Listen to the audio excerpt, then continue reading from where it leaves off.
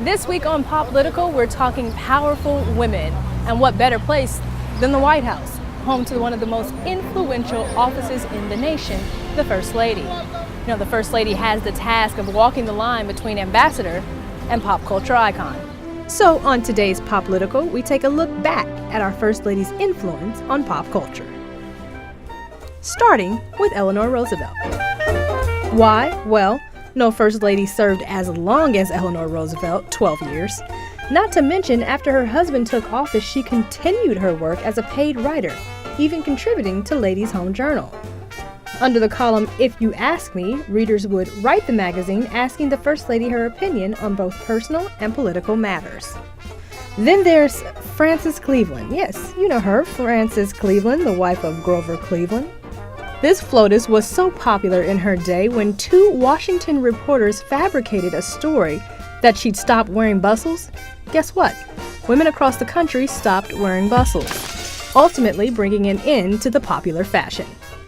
That was in 1887, by the way, so maybe now we can get over this notion that reporting on First Lady's wardrobe is something new. Fast forward to 1961. Jackie Kennedy, in the array of Coco Chanel suits and pillbox hats, has a pretty obvious influence on pop culture. But did you know that she was a great lover of the arts? She even negotiated having the Mona Lisa brought to the White House from France. And then there's Betty Ford, co-founder of the now famous Betty Ford Clinic. The clinic was dedicated in 1982 by Ford, who struggled with alcohol and prescription abuse herself. It has become a Hollywood staple and a place for countless celebrities seeking recovery.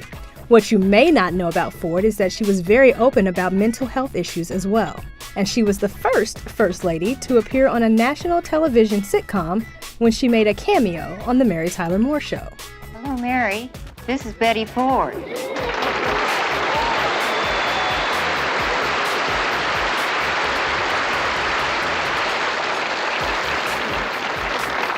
Hi, Betty.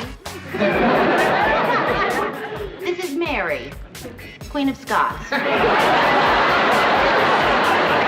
If someone offers you drugs, instead of saying something you really don't mean, just say no. Just say no, a popular phrase for any 80s baby like myself. Just say no became a slogan of sorts for the Reagan administration. This push for drug awareness was championed by former First Lady Nancy Reagan. It spread quickly throughout pop culture. Go ahead, girls. Take your pick. Are these drugs? Just some grass, a few uppers, and a little nose candy. Nose candy? Cocaine! She even went on to partner with the motion picture industry to bring anti-drug messages before popular films. See this cute little vial here? It's crack, rock cocaine, the most addictive form. You think it's the glamour drug of the 80s? Well, that's the point of this fronted little reminder. It can kill you. Eventually, the movement paved the way for her husband's national crusade for a drug-free America. Finally, we come to our current FLOTUS, Michelle Obama. Mrs. Obama has been credited with creating many initiatives, including Let's Move. Let's move. A program aimed at getting kids up off the couch and into fitness. In true Lady Obama fashion, she even brought along a few celebrities to help. Thanks for being here today. We're having a focus group for Let's Move. I've got my friend Will. He's going to ask some questions too. Let's get this going. I don't have a lot of time.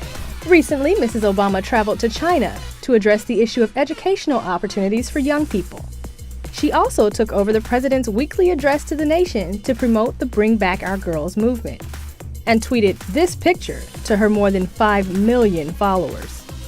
On the pop culture side of things, she's a fashion icon, no doubt, and the FLOTUS has made several stops to the talk show couches, even taking part in Jimmy Fallon's The Evolution of Mom Dancing. By the way, according to a poll, for the last 32 years, Eleanor Roosevelt has been voted as America's best First Lady. So, we're popping the question back to you.